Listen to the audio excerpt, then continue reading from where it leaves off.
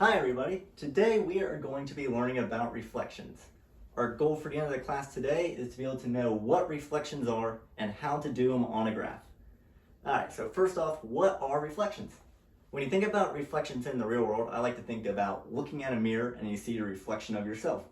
So, when I look at this shape of this triangle right here, what would the mirror image of this triangle look like? It would probably just look something like this. See? The shapes are just pointing at each other still, but it's the same exact shape. And if you notice, it's just the same shape flipped over. So when it comes to reflections on a graph, that's all we're doing. We're just flipping a shape over a line. The line you're flipping it over is what's known as the line of reflection. And so that's the one thing you'll need to be able to understand is what the line of reflection is. Again, and that is just the line that you're flipping your shape over and you're referencing. This will normally be given to you in the problem. Actually, it'll always be given to you in the problem, because that's how you need to know it in order to do reflection. So if you look at this square right here, and say I were to ask you to reflect it over the y-axis, what would your line of reflection be? Well, that would just be the y-axis, which is this line right here. We know where the y-axis is. And so in order to do the reflection problem, all you're doing is you're just flipping your shape over that line of reflection and making your new shape in a new spot. But as you can see, it's the exact same shape, just flipped over. And another thing to note is that these two points that were on the line of reflection are still on the line of reflection, and that these 2 points that were one away from the line of reflection are now still one away from the line of reflection, just on this side. So if I were to ask you now to reflect this shape over the x-axis, first, where's your line of reflection? It's the x-axis right here. And in order to do it, you're just flipping your shape over that line. But this time you're staying that 1 point away from your line of reflection still. So now the closest points to your line of reflection are 1 away here, so there's still 1 away. And your farthest points away from the line of reflection were 2 away here, and now there's still 2 away. And so that is just the basics of what reflection are. Unfortunately, when we're doing this, when you're going to be doing it on your own, you're not going to have real shapes to work with. So we'll get rid of them. And what you're going to be giving in the problem is you're just going to be given a drawing of a shape on a graph. So say you get something like a triangle here.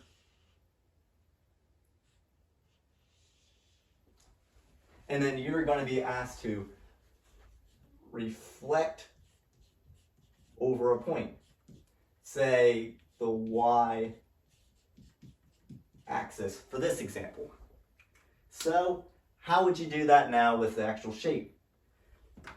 I'm going to go over the step-by-step process for how you would approach a reflection problem like this, and then work through this example problem as I'm giving you the steps.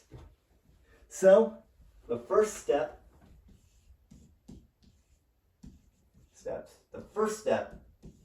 is to identify your line of reflection. Line of reflection. Because again, you cannot do a reflection problem without knowing your line of reflection, or else the whole problem is going to be wrong. So, whenever you get a reflection problem, the first thing I'm going to want you to do is to be able to highlight it. Highlight your line of reflection. So this one, it's this y-axis here. Alright. Now step 2, you're going to want to mark your points. Mark your points on the old shape. So we're going to just take our existing triangle here. There's 3 points, so we'll mark them all. And then we'll label them A, B, and C. Now, why do we do that? Well, we do that to help make things clear when we get to step 3.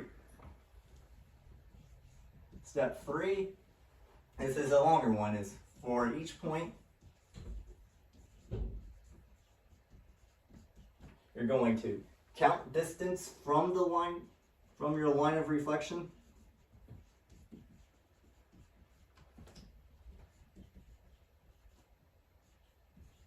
Reflection, and then go that distance on the other side of the line of reflection.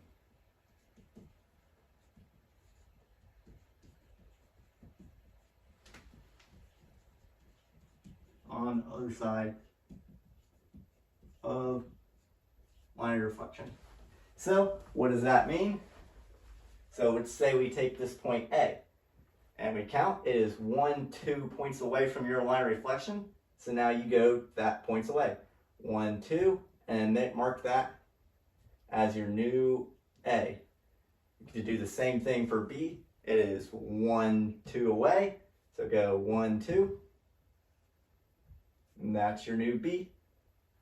And then the same thing for C, it is 1 away. So now you just go 1 away.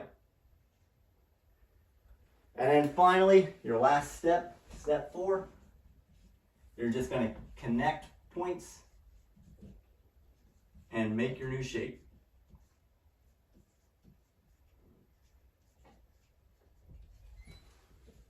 So we'll do that in blue.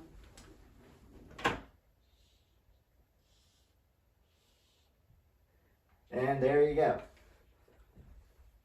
That's your triangle. That's how you do a line reflection problem. Notice again that the triangle, it's the exact same shape. Each point is 1 point away, 1 by 1. And the only difference is just that it's just flipped to where we're pointing, still pointing in towards the line of reflection. And again, you can follow these steps also to do a problem where you were to reflect it over the y-axis. So, or the x-axis, I mean. So let's just say I did ask you to reflect this over the x-axis. How would you do it? Again, you're following the exact same points. First, you're going to identify your line of reflection.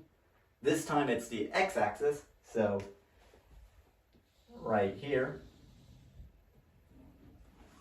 And then we already have our points marked, so now we just count our distance from the points to our line of reflection. This time it's the x-axis, so we're counting down.